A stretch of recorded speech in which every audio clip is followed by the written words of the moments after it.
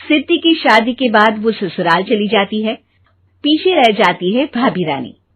सिद्धि के ससुराल जाते ही भाभी कहती है, अरे वाह जी वाह, सारे कपड़े मेरे। हाय रे पैंट, अरे वाह वाह, मजा आ जाएगा।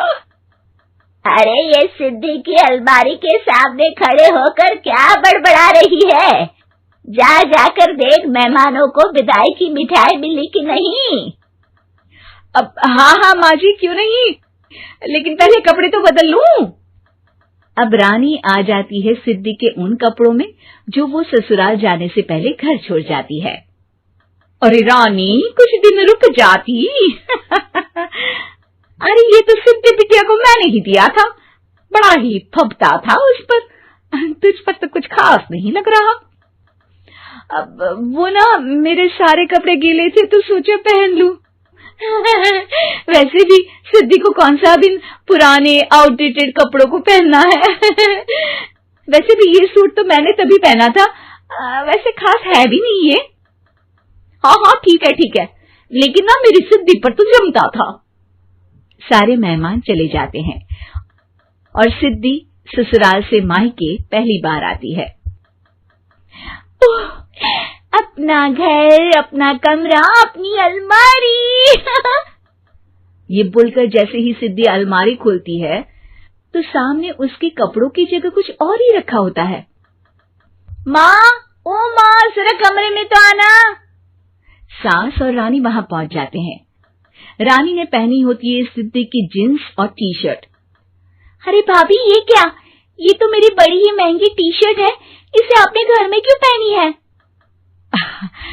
अरे बहुत मिलती है दीदी ये चौक की मार्केट में, 150 में। ओ भाभी प्लीज, ये एरोपोस्टल है, 2000 की एक टी शर्ट। ओहो, 2000 में तो दीदी 4 साड़ी आ जाए।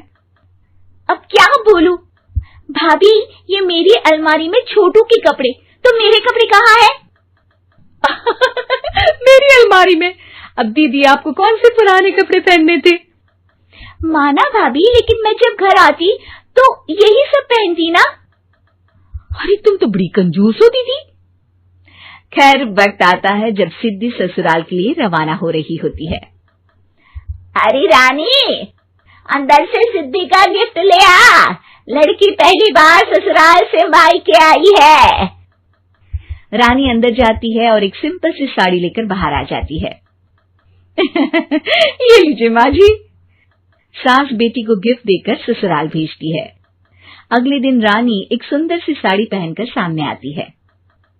अरे रानी, ये तो वो साड़ी है जो मैंने सिद्धि को देने के लिए दी थी जब वो ससुराल ले जाती, लेकिन ये तूने कैसे पहन ली? अरे माँ जी, ये साड़ी तो मुझे बहुत पहले से ही पसंद थी, लेकिन चिंता ना करिए, मैंने सिद्धि के लिए भी अच्छी सी साड़ी दी है। हाँ। तभी सिद्धि का फोन आता है। क्या माँ, कुछ अच्छा तो दिया होता ससुराल ले जाने के लिए। अरे पहले दिखा दिया होता। ये चमकते हुए पैकेट में नौकरानी वाली साड़ी मत दिया करो माँ। अरे बेटे, वो तेरी भाभी ने ना गलती से उससे पैकेट बदल गया। हाँ, मैं कल ही तेरे भाई के हाथ से तेरा वाला पैकेट भेज दूंगी। अरे रहने दो माँ, आई एम श्योर भाभी ने अभी वही साड़ी पहनी होगी जो तुमने मेरे लिए रखी थी। तुम तो समझ नहीं पाई उनको। खैर छोड़ो, मैं ज्यादा बोलती अच्छी नहीं लगती, रहने दो, आपको उन्हीं के साथ रहना है, फिर बात करेंगे।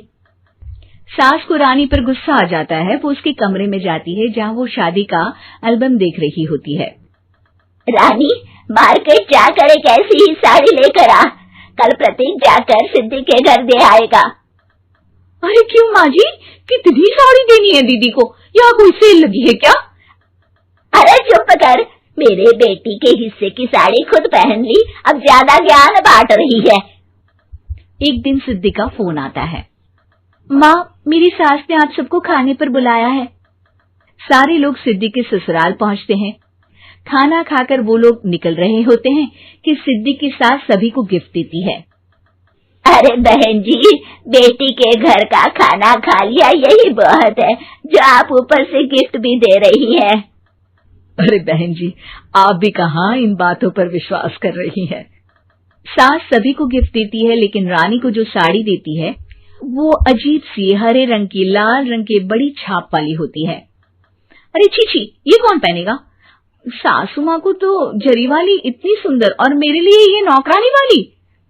अरे भाभी, दरअसल मैं जब भी घर आती थी आप वापसी में ऐसी ही साड़ी देती थी ना, तो माँ ने सोचा कि आपको आपकी पसंद की ही साड़ी क्यों ना दी जाए। बेचारी रानी, बोलती भी तो क्या। सिद्धि और सास रानी का चेहरा देखकर हंसने लगती है, तो रानी समझ जाती है कि अपने ही बिछाए